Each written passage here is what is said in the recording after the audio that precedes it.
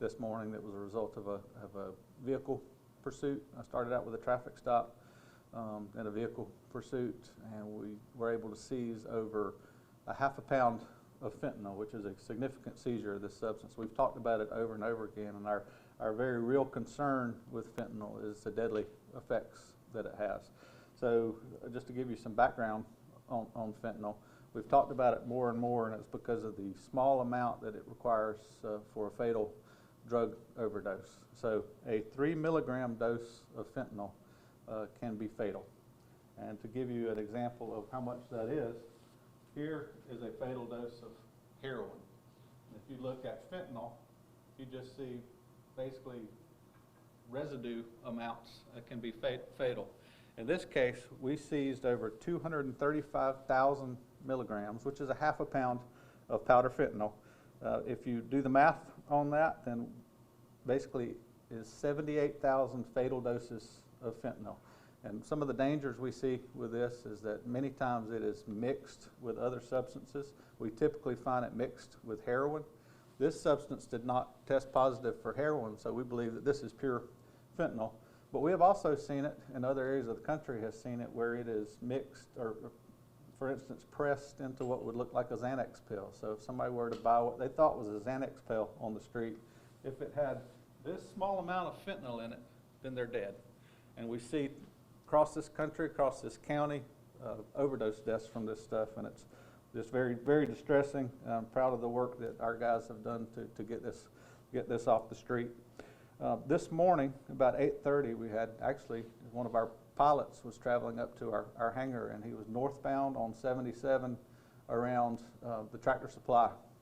He conducted a traffic stop on a vehicle that almost struck him, driving recklessly, and that vehicle pulled into the convenience store there at the Deer Point Lake Dam Road and Highway 77. The deputy went and retrieved the individual's ID, which basically was a photocopy of a Texas ID. And as he went back to the car to run it, the individual fled in the vehicle. And the deputy was able to get back in his car but lost sight of the vehicle. Lieutenant Billy Bird, which I have here, who can describe the pursuit, was able to pick up the vehicle around Edwards Road in 77. Billy, if you want to come in, and good job on this. Thank you so much. Thank you.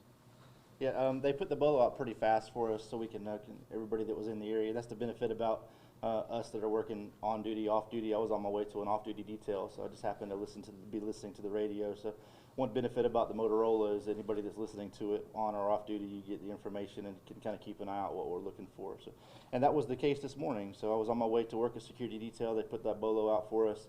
They said it was potentially heading northbound on Highway 77.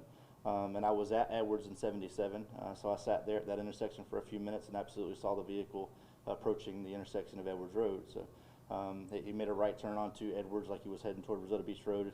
So I followed in behind him. I got in pretty close because the older I get, my eyesight gets the worst. So I had to get pretty close to run the tag to verify that it was the right vehicle, and it was.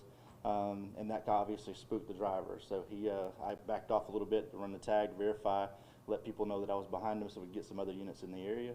And he slammed on his brakes in the middle of Edwards Road, probably trying to get me to hit him.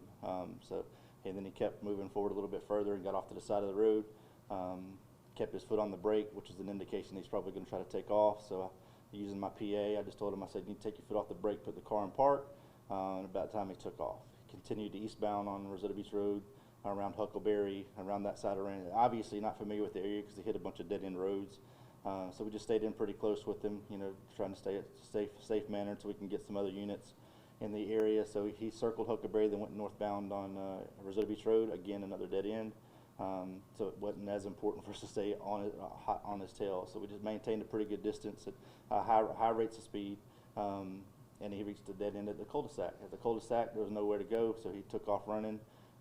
He had a little bit of trouble jumping a fence, so I was able to gain foot pursuit with him, jumped the fence, and then captured him about 40 yards into the fence line. So took him into custody. Apologized pretty well initially that he had ran from us. He said, I got a local warrant out of Bay County. That's why I ran. I said, do you have anything illegal on you that's going to hurt me, poke me, stick me, whatever the case may be? He said, I got a little bit of meth in my back pocket. So we jumped the fence again, got back to the patrol car, and then put him in the back and make sure we got everything that he had on him.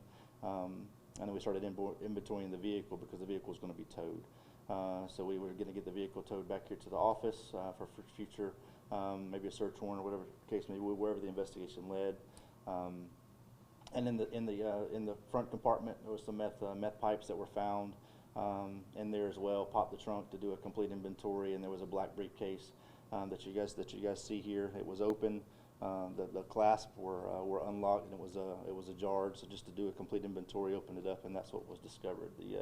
What we thought initially might have been heroin. So we contacted our guys in SID to come and do their specialty and testing and see what they, and then come to find out it was pure fentanyl. So it was what we were assuming. So he was very cooperative with us when we was talking to him in the initial, because he thought maybe we're just going to deal with the meth that we found on him and the local VOP warrant that we had. But once we popped the trunk, he shut down on us. So obviously didn't want to talk to us at that point. So, but everybody's safe, everybody's good to go. Deal. All right, thank you. So the driver of the vehicle was an Amador Mendez Jr. He's 33 years old. He's listed a local transient address. We do think he has some ties to Bay County. We're still working on that. And he's being charged with trafficking fentanyl, fleeing and eluding police, possession of methamphetamine, possession of drug paraphernalia, and a violation of probation charge that he had on a previous meth charge. Be booked into the Bay County jail. But we're really glad to get this off the streets of Bay County. Again, significant seizure of fentanyl, and we've talked over and over again about how dangerous this is, how deadly it is, and how it has seriously changed the game when we're talking about opiate overdoses across the country. And Sheriff, maybe talk about, you were just telling us you guys had to get even special gloves to handle this. Yes, Even a touch of it can be deadly. Things changed for us in the drug enforcement world a couple of years ago when fentanyl came on the scene. Because of this small amount that it takes to create an overdose. I mean, this is a fatal overdose, so you can overdose on less than this. And there were cases across the country where officers would, wearing a standard rubber glove, where enough would be passed through that glove to cause them to go into medical distress, basically into an overdose. So a couple things that we did. One is we bought special gloves. All of our patrol officers, as deputies, as well as our Special Investigation Division have those, because we never know when we're dealing with this substance. And the other thing that we've done is deployed Narcan, which is a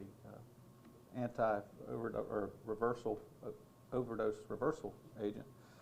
First thing we did is deployed that to our drug guys, and now all our deputies have it. Now they use it in the field when we respond to a medical call, an overdose, and been very successful in reviving people. But one of the primary purposes of it, if they're exposed to fentanyl, they can administer it to themselves or have another deputy administer it to save their life, basically. Real quick, do you mind talking to us kind of about the gravity of this drug bust? I mean, you said that amount of fentanyl could be 70,000 fatal doses. Right. So the significance of it, again, this was a half a pound, which is 235,000 milligrams. 3 milligrams of fentanyl is fatal. So when you do the math on that, basically that is 78,000 fatal doses of fentanyl here in Bay County, to be distributed on the streets of Bay County, and due to good police work and being aggressive with this, able to get that off the streets.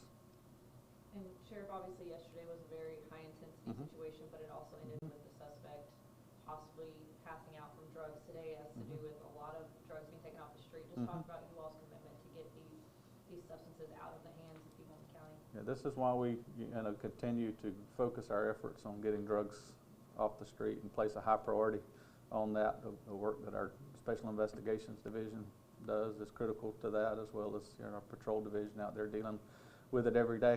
And it's something that we're committed to, because it's destroying families, it's destroying lives, and it's killing people. Is there anything else you want to make sure that we know of? No, I think that's it. All right, Thank you very much.